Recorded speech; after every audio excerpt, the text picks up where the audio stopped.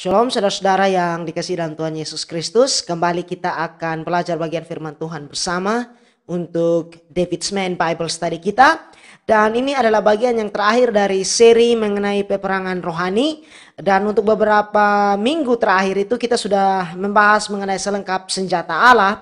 Dan di sini kita akan melihat bahwa di mana peperangan rohani itu atau medan peperangan rohani itu terjadi, dan bagian yang akan kita lihat yaitu di dalam Efesus pasal yang ke-6 ayat yang ke-18. Karena itu sebelum kita merenungkan firman Tuhan, mari kita berdoa. Bapa di dalam kerajaan sorga, kami bersyukur untuk penyertaan dan kasih-Mu. Kami berdoa Tuhan menolong, menuntun, menyertai kami di dalam perenungan firman Tuhan ini. Allah sendiri yang berbicara di dalam hati dan pikiran kami untuk kami boleh mengerti apa yang menjadi kehendak-Mu. Tuntun sertai kami di dalam nama Tuhan Yesus kami berdoa. Amin. Saudara, kita akan melihat bagian terakhir dari seri ini, dan bagian yang penting untuk kita melihat bagaimana selengkap senjata Allah itu Allah berikan untuk memperlengkapi kehidupan kita, dan kita akan melihat di mana medan peperangan itu terjadi. Karena selengkap senjata Allah dan peperangan rohani berbicara tentang sesuatu yang bernuansa rohani. Teks yang akan kita lihat masih di dalam Efesus pasal 6, dan ini adalah bagian yang terakhir di ayat yang ke-18. Saya bacakan untuk kita semua. Dalam segala doa dan permohonan, berdoalah setiap waktu di dalam roh, dan berjaga-jagalah di dalam doamu itu dengan permohonan yang tak putus-putusnya untuk segala orang kudus. Nah, sebelum kita melihat lebih jauh, saya ingin membawa kita untuk mengerti konteks pengajaran tentang doa yang Paulus bangun di dalam surat kepada jemaat di Efesus ini. Bahwa dalam surat kepada jemaat di Efesus ini, Paulus memberikan beberapa penekanan yang penting mengenai hal berdoa. Paulus sendiri berdoa kepada jemaat di Efesus ini. Isi doanya adalah dia meminta agar hati mereka itu menjadi terang, agar mereka bisa mengerti. Mengerti apa? Saudara, kalau lihat kembali di pasal yang pertama dari kitab Efesus ini, surat Efesus ini ayat 18 hingga ayat yang ke-19, Paulus berdoa agar mereka bisa mengerti tentang pengharapan yang terkandung di dalam panggilan kehidupan mereka dan yang Tuhan berikan, panggilan dari Tuhan itu. Kemudian mereka bisa melihat dan mengerti kayanya, kemuliaan, dan bagiannya ditentukannya bagi orang-orang kudus. Kemudian mereka bisa melihat betapa hebatnya kuasa dari Allah kepada orang percaya sesuai dengan kehendak dan kekuatan kuasanya. Yang berikut, Paulus berdoa agar mereka diteguhkan untuk mereka bisa berakar di dalam kasih. Pasal yang ketiga, dia katakan bahwa supaya ia menurut kekayaan kemuliaannya menguatkan dan meneguhkan kamu oleh rohnya di dalam batinmu, sehingga oleh imanmu Kristus diam di dalam hatimu dan kamu berakar serta berdasar di dalam kasih. Lalu saudara, kita lihat Paulus berdoa agar mereka boleh memahami luar biasanya kasih Allah dan mengenal kasih itu. Pasal yang ketiga ayat 18 dan 19. Aku berdoa supaya kamu bersama-sama dengan segala orang kudus memahami betapa lebarnya dan panjangnya dan tingginya dan dalamnya kasih Kristus. Dan dapat mengenal kasih itu sekalipun ia melampaui segala pengetahuan. Aku berdoa supaya kamu dipenuhi di dalam seluruh kepenuhan Allah. Dan Paulus berdoa agar mereka dipenuhi dengan seluruh kepenuhan Allah. Di ayat yang ke-19 dari pasal yang ketiga tadi, dia katakan bahwa aku berdoa supaya kamu dipenuhi dalam seluruh kepenuhan Allah.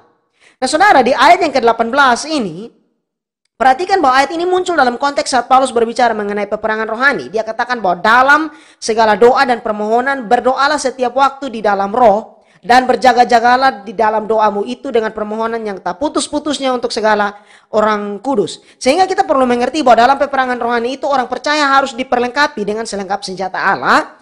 Kita lihat di pasal yang ke-14 hingga yang ke-17 yang menjadi pembahasan kita di dalam seri ini. Dan semua hal itu diberikan kepada kita untuk masuk ke dalam medan peperangan rohani.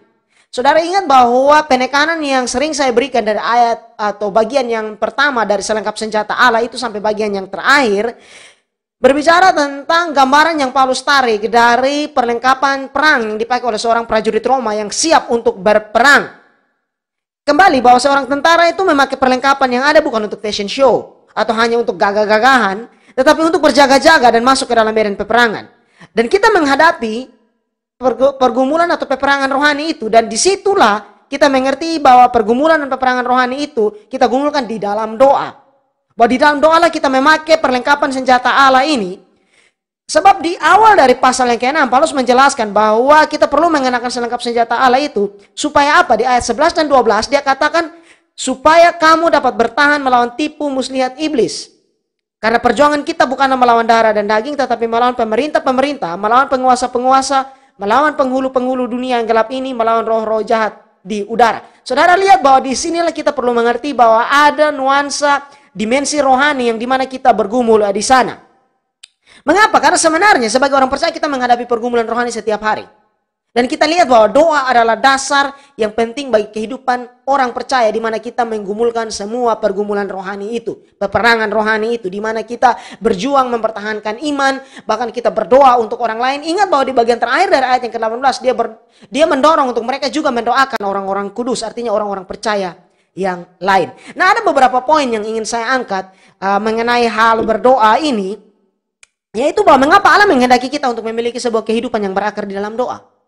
Dari sekian banyak pengajaran mengenai doa di dalam Alkitab, baik perjanjian lama dan perjanjian baru, saya mencoba untuk menyimpulkan 3 hal. Ada begitu banyak hal, tetapi ada 3 hal ini yang saya rasa cukup penting untuk kita renungkan. Yang pertama, bahwa di dalam doa, kita belajar untuk bertumbuh dalam iman kita dan menunjukkan kebergantungan kita kepada Allah.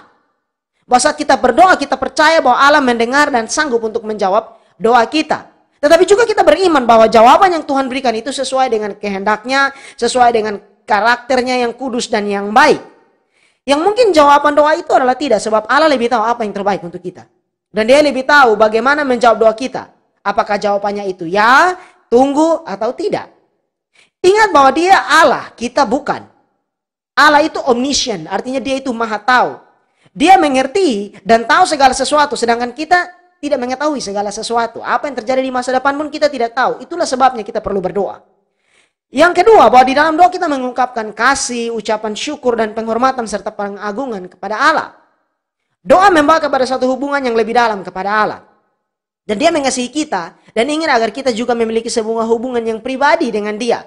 Allah tahu bahwa di luar dia kita seperti domba yang tersesat, rentan terhadap serangan dari si jahat. Yang ketiga, bahwa di dalam doa kita belajar untuk bertumbuh dalam kasih kepada sesama dengan mendoakan mereka. Kita bersyafaat untuk mereka. Sebagai tambahan di sini, bahwa saat kita memiliki sebuah kehidupan yang berdoa, kita sedang belajar untuk meneladani Kristus. Kurang lebih 9 kali penulis Injil mencatat Yesus berdoa.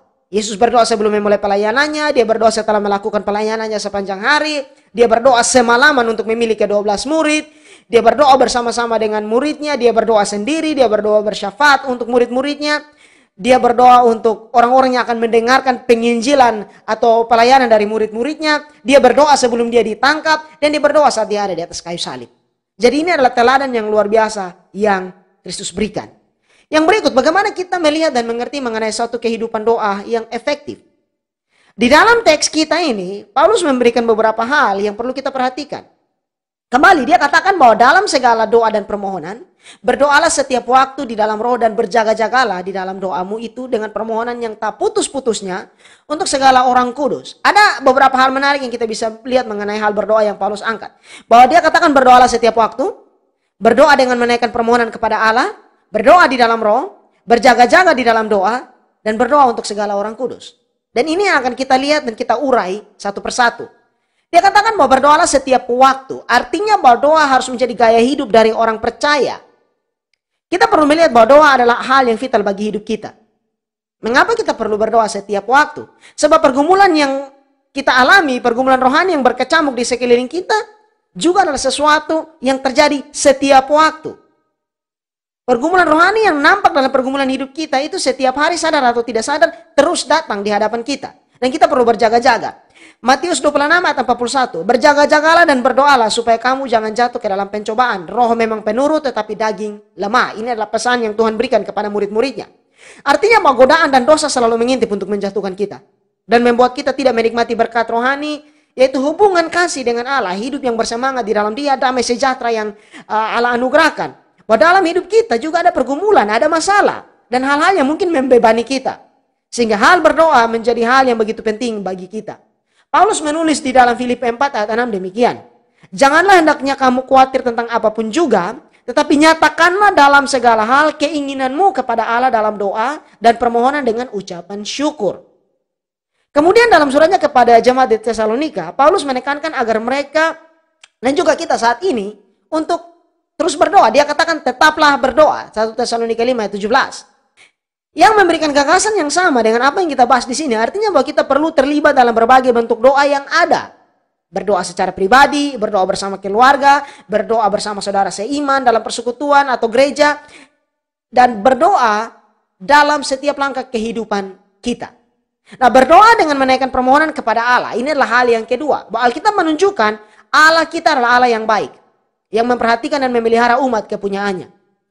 Perhatikan bahwa kata permohonan ini muncul 2 kali dalam ayat ini. Ini menunjukkan bahwa kita diberikan kesempatan untuk menikmati berkat, dalam hal ini menaikkan permohonan kepada Allah. Alkitab memuat begitu banyak janji dari Allah kepada umat kepunyaannya. Janji bahwa saat kita datang kepada Dia dan bertobat sungguh-sungguh ada pengampunan yang Allah berikan. 1 Yohanes 1 ayat 9. Janji bahwa Dia memberikan damai sejahtera kepada kita. Yohanes 14 ayat 27. Janji bahwa Dia akan membimbing kita. Roma 32 ayat 8. Janji akan pertolongan dalam kasih karunia-Nya. Ibrani 4 ayat 16. Janji bahwa Dia akan menolong kita dalam pertumbuhan rohani kita. Filipi 1 ayat 6. Janji bahwa Dia akan selalu menyertai kita. Matius 28 ayat yang ke-20 dan seterusnya. Dan yang paling luar biasa, Dia berjanji bahwa Roh Kudus akan menyertai kita dan tinggal di dalam kita senantiasa. Yohanes pasal 14 ayat 16 hingga ayat yang ke-17. Melihat semua hal ini lebih jauh, ada beberapa hal yang kita perlu perhatikan. Bahwa sebuah doa yang efektif itu dimungkinkan lewat pengantara kita, yaitu Yesus Kristus. Paulus menulis dalam 1 Timotius 2 ayat 5 demikian. Karena Allah itu Esa dan Esa pula Dia yang menjadi pengantara antara Allah dan manusia, yaitu manusia Yesus Kristus. Pada dari sini kita coba untuk melihat apa yang dimaksud dengan berdoa dalam nama Yesus. Tuhan Yesus katakan di dalam Injil Yohanes, Yohanes pasal 14 ayat 13 sampai 14 demikian. Dan apa juga yang kamu minta dalam namaku, aku akan melakukannya, supaya Bapa dipermuliakan di dalam Anak. Jika kamu meminta sesuatu kepadaku dalam namaku, aku akan melakukannya. Nah, kita perlu berhati-hati agar tidak melihat atau memakai frasa dalam nama Yesus pada akhir doa kita sebagai ada yang memandang seperti itu sebuah mantra dan berpikir bahwa dengan menambahkan frasa itu, maka semua doa kita, apapun itu akan dijawab. Begini saudara, berdoa dalam nama Yesus artinya mengakui akan otoritas dan kuasa dari Tuhan Yesus itu. Berdoa dalam nama Yesus berarti bahwa doa kita konsisten dan sejalan dengan kehendak dan pengajaran dari Kristus. Dan ini yang harus kita mengerti. Dan yang kedua, berdoa sesuai dengan kehendak Allah. 1 Yohanes 5 ayat 14. Dan inilah keberanian percaya kita kepadanya, yaitu bahwa Ia mengabulkan doa kita jikalau kita meminta sesuatu kepadanya menurut kehendaknya. Tuhan Yesus sendiri memberi contoh akan hal ini saat Dia berdoa di Taman Getsemani. Bahwa Dia berdoa dan biarlah kehendak Allah yang terjadi. Nah, pertanyaannya begini, bagaimana saudara dan saya bisa mengetahui apa yang menjadi kehendak Allah saat kita berdoa? Jika mungkin apa yang kita doakan itu langsung secara eksplisit ada di dalam teks Alkitab yang kita baca, maka itu hal yang jelas bahwa firman Tuhan itu untuk ditaati dan ada perintah-perintah untuk dilakukan. Tetapi bagaimana dengan pergumulan atau situasi-situasi yang kita hadapi di mana kita tidak tahu atau tidak begitu yakin apa yang Tuhan mau atau yang Tuhan kehendaki untuk kita lakukan? Mungkin ada yang bergumul dengan pekerjaan, apa yang harus kita kerjakan, atau usaha apa yang harus dilakukan, atau membangun hubungan dengan siapa. Sebab kadang inilah realitas yang kita hadapi setiap hari. Nah, dalam keadaan ini, hal yang paling bisa kita lakukan adalah mengenal firman Allah sungguh-sungguh untuk melihat apa prinsip yang bisa kita tarik sebagai penerapannya. Dan saya percaya bahwa satu hal, yaitu bahwa semakin kita tidak tahu apa yang harus kita buat, maka harusnya kita semakin bergumul di dalam doa dan firman, mencari kehendak Tuhan di dalam firman-Nya. Firman Tuhan memberikan janji dalam Yakobus 5 ayat 8 demikian.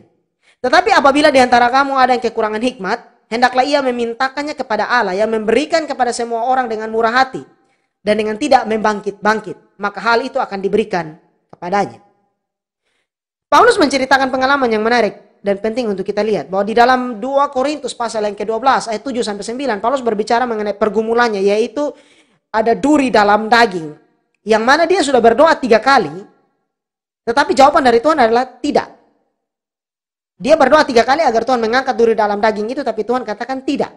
Dan mungkin sekali Paulus bergumul, mengapa Allah tidak mengabulkan permintaannya itu? Tetapi di sini kita lihat bahwa ada hal yang lebih besar yang Tuhan tunjukkan kepada Paulus.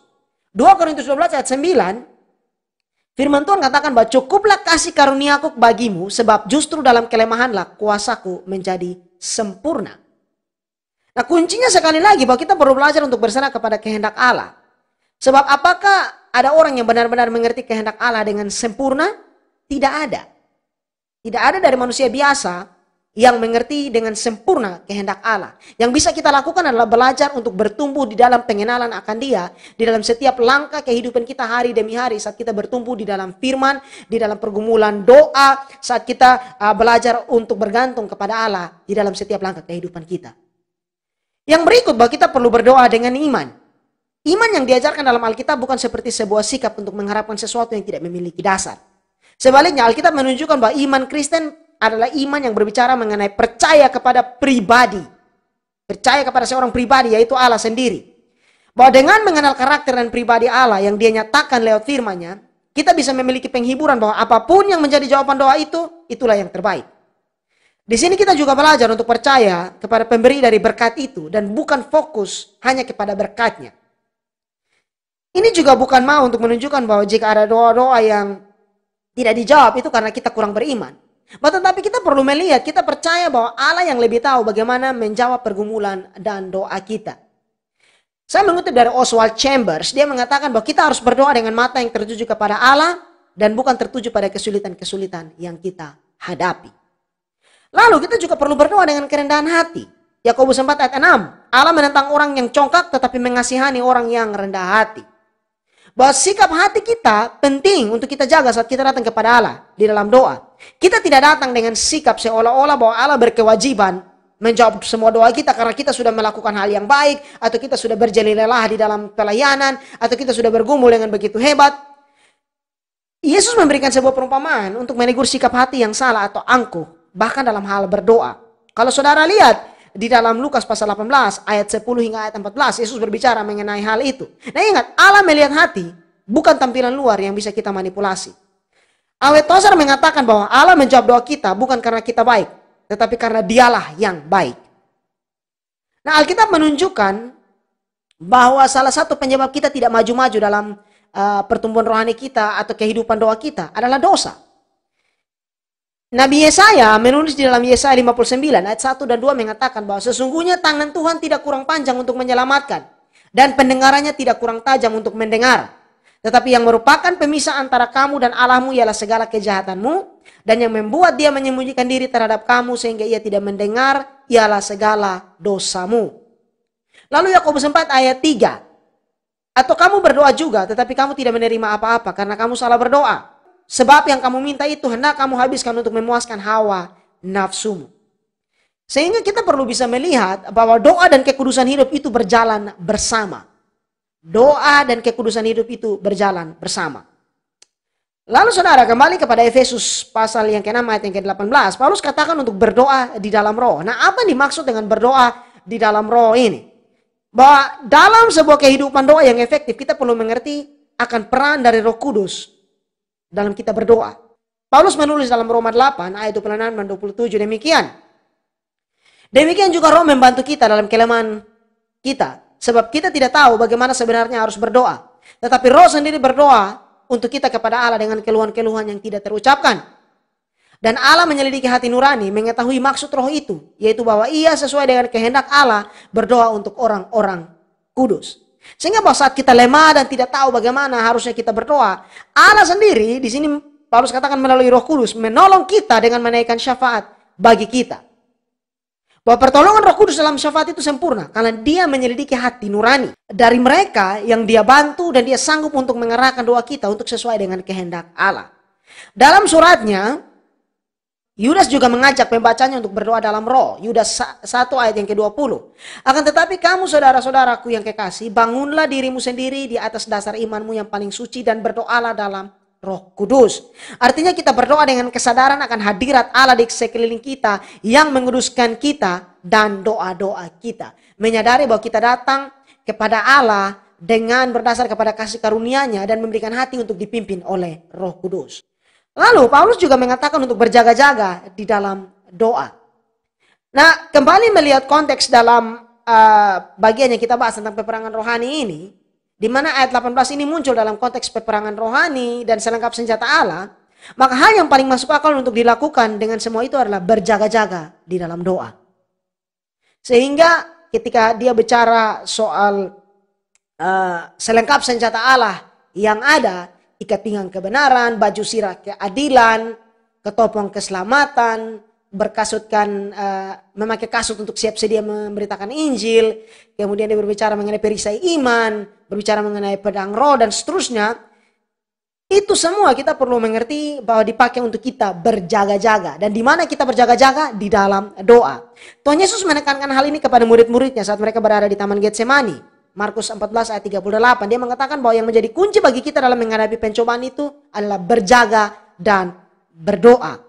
Bahwa seringkali kita jatuh ke dalam pencobaan sebab kita tidak aktif dalam dua hal ini. Kemenangan atau kekalahan dalam pergumulan rohani itu biasanya terjadi bahkan sebelum krisis atau tantangan itu datang.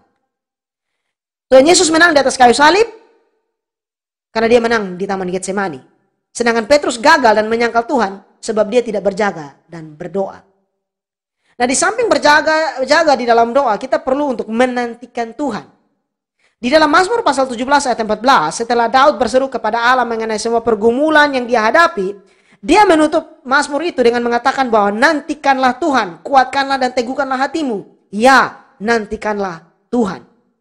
Di sini kita belajar untuk melihat bahwa jawaban doa itu datangnya dari Tuhan. Dan dengan menanti di dalam Tuhan, berarti kita hidup dalam terang kebenarannya dan pengharapan di dalam Dia dengan iman. Lalu saudara, Paulus mengatakan untuk berdoalah untuk segala orang kudus. Hal berdoa adalah sesuatu yang bekerja dengan fungsi ganda. Dalam artian bahwa kita bisa punya waktu untuk berdoa secara pribadi, tetapi juga Alkitab menunjukkan pentingnya doa bersama dan mendoakan orang lain. Paulus mengerti dengan jelas prinsip ini bahwa bahkan seorang rasul seperti dia membutuhkan dukungan doa dari orang lain. Sebab di ayat yang ke-19 dia meminta kepada jemaat Efesus untuk mendoakan dia dalam pelayanannya. Dia katakan bahwa juga untuk aku supaya kepadaku jika aku membuka mulutku dikaruniakan perkataan yang benar agar dengan keberanian aku memberitakan rahasia Injil. Nah, jemaat mula-mula juga sudah menerapkan hal ini. Kisah para Rasul pasal 4 ayat 2. Mereka bertekun dalam pengajaran rasul-rasul dan dalam persekutuan dan mereka selalu berkumpul untuk memecahkan roti dan berdoa. Nah, salah satu contoh yang menarik mengenai hal ini adalah Epafras. Paulus menulis dalam Kolose 4 ayat 12 demikian. Salam dari Epafras kepada kamu, ia seorang dari antaramu hamba Kristus Yesus yang selalu bergumul dalam doanya untuk kamu, supaya kamu berdiri teguh sebagai orang-orang yang dewasa dan yang berkeyakinan penuh dengan segala hal yang dikehendaki Allah. Nah, saudara, saat membaca ayat ini saya yakin bahwa Epafras tidak hanya berdoa untuk Tuhan berkati jemaat di Kolose, amin. Tetapi dia selalu di sini dikatakan bahwa selalu bergumul dalam doanya untuk kamu. Dia betul-betul bergumul untuk mereka. Nah, kata bergumul ini diambil dari akar kata yang sama yang dipakai oleh Lukas untuk menggambarkan pergumulan Tuhan Yesus di Taman Getsemani. Jadi saat kita berdoa sebagai satu persekutuan orang percaya, ada kekuatan rohani yang kita dapat. Bahkan dalam doa yang Yesus ajarkan. Bahkan ganti orang yang dipakai itu bersifat jamak. Yesus katakan, Bapa kami yang di sorga, Bapa kami.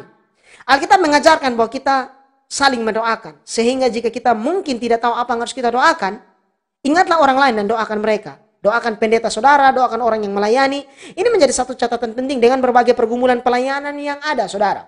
Bahwa hamba-hamba Tuhan mendapatkan tantangan, mendapatkan godaan, mendapatkan pencobaan, kita perlu mendoakan mereka.